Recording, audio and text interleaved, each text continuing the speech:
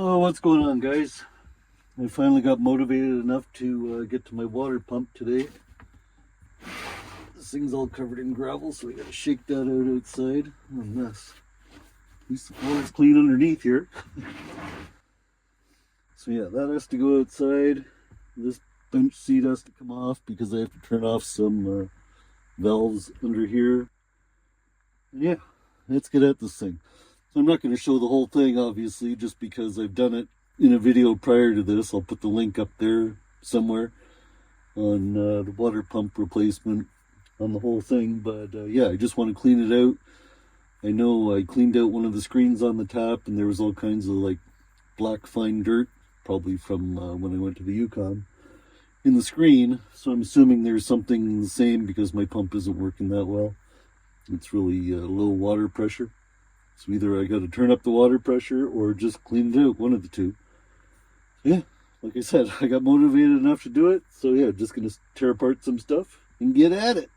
Oh yeah, I also was under my hood checking on things. And as soon as I opened up the hood, I saw that the drain tube for the cowl, the pipe was completely off of it. So luckily I had that tool from doing my reservoir valve for the coolant. And I was able to fix the clamps and get it on there again, but hopefully not too much water got into the engine bay, because that's not a good thing on these ProMasters, the way the engine's designed. And then I checked my power steering fluid, and there was just like a little tiny dribble on the end of the dipstick, so I needed that. I was wondering when I pulled in here the last time, did I notice that my steering was making a little bit of noise, squealing a little bit. So yeah, checked the power steering fluid and I was out of that. Replaced it with the proper stuff.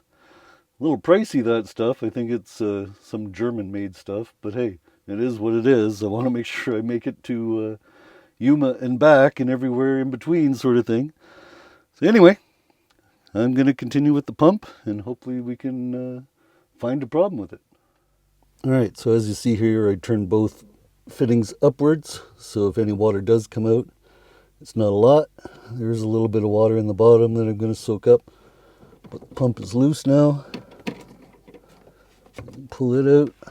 Alright, so now that the pump is out, there's always going to be a little bit of water inside the pump. I'm going to take it over to the sink and turn it both ways.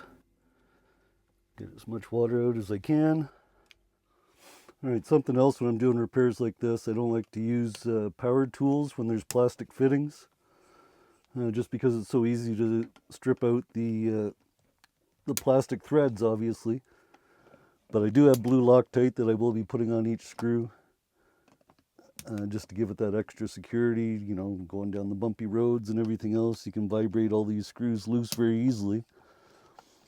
So yeah, I'm just going to pull this apart and investigate the inside. Yeah.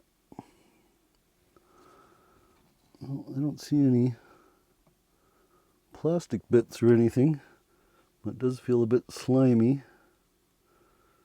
So maybe it was just like algae and stuff that wasn't making it close properly. So yeah, I'm going to give these parts a rinse. Oh, there is some dirt in there. Yeah, I'm going to give these parts a rinse and wash them with some Dawn soap. Get all the, you can feel the algae or whatever it is on it. So yeah, I'm going to wash all this stuff off and clean her up. I washed this. Thank goodness I had water in the Berkey because I completely forgot the water was off, having the pump out, duh. So yeah, rinsed it out with soap and clear water. I'm just going to put it back together and see if it works any better. Alright, so I got it back together again. I haven't screwed it down yet just because I want to make sure that everything's working and there's no leaks. Alright, well, just got everything put back together and pressure tested. Didn't seem to do a difference. Damn. Oh well, that was a waste of time, but it gave me something to do today. Oh, I guess I got to do more prepping on going to the States. Got to make sure Uma has all her paperwork straightened out too. I got to check into that.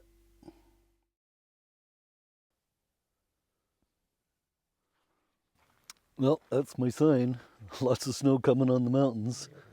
That must mean it's time to leave. Right, Uma? Is that right? Is it time to leave? Is it time to go to Go south for the winter? Yeah. It is. Oh my goodness. Who's a good girl? Looked into UMA, and it's pretty well, they've eased off a lot of the restrictions for bringing dogs across. So she has to be 6 months old, which she is. Needs a microchip, which she's always had. And yeah, I think that's it. And the rabies vaccination form, and you have to fill out a CDC form online, which apparently all the people I've asked, they never even asked for when you're crossing the border, but of course I'm going to fill it out. But I'll do that next week when it comes closer, when I know what day I'm crossing, because I think you have to put in the date of when you're crossing. Yeah, checked all the fluids on the van. Everything's good. Power steering's nice and topped up now. Silly. But yeah, we are heading south next week. I think we're going to drive over to up over Rogers Pass and go south at Golden and go down through I think it's Montana and Idaho and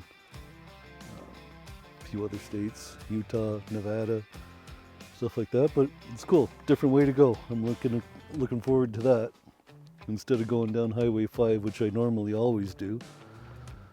Yeah, that's it for now. Just trying to figure out where to go and what to see along the route. I'll look up the highways so I can ask you guys if anybody knows. I think it's Highway 90 and 15 or something like that. Going south through there. So yeah, if you guys know of any awesome places in Montana, other than Glacier, of course, and Idaho, and I know a lot of places in Utah that are cool to go to. My daughter worked there for a while. But yeah, if you know anywhere in southern Idaho that's a cool place to go to, let me know in the comments. And yeah, just gonna keep on cleaning up the van and getting all my stuff ready to cross the border next week. I'm going down for the winter. I've had enough of this cold weather already. Holy cow, days and days of rain. Yeah, and the foot's actually feeling a lot better. I went to the physio yesterday, and she taped it up and made it all tight, taped it across and everything. Feels really good today. But I'm going to keep doing my exercises because I want it to feel 100%. I got to take Miss Uma on all kinds of dog walks, don't I? Yeah. Oh, I said the W word, that's why. Alright, well, I guess I'll take her on a small one, and I'll come back and do some more cleaning. Alright, another thing I didn't mention about crossing the border is I have to purge my fridge and freezer of everything that I have.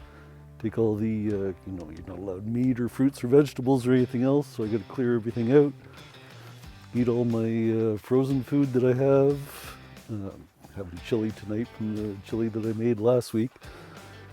And yeah, just make sure I don't have anything illegal in the van to cross the border with. Always want to make it a smooth border crossing, don't want to screw anything up. I'm actually thinking of getting one of those Nexus passes, since I never use duty free or anything anymore. Make my life a lot easier, not having to wait at the bigger borders to cross. So yeah, I might look into that. Other than that, that's it. I think the van's in pretty good shape for crossing the border, making it south. And yeah, we'll see you guys next week, I guess, when I'll be in the States. Or on my way to the States, anyway. If you guys haven't already subscribed, I really appreciate it. And we'll see you guys next time. Take care, guys. What do you got to say, Uma? Did you say goodbye too? Yeah? Alright, guys. Take care.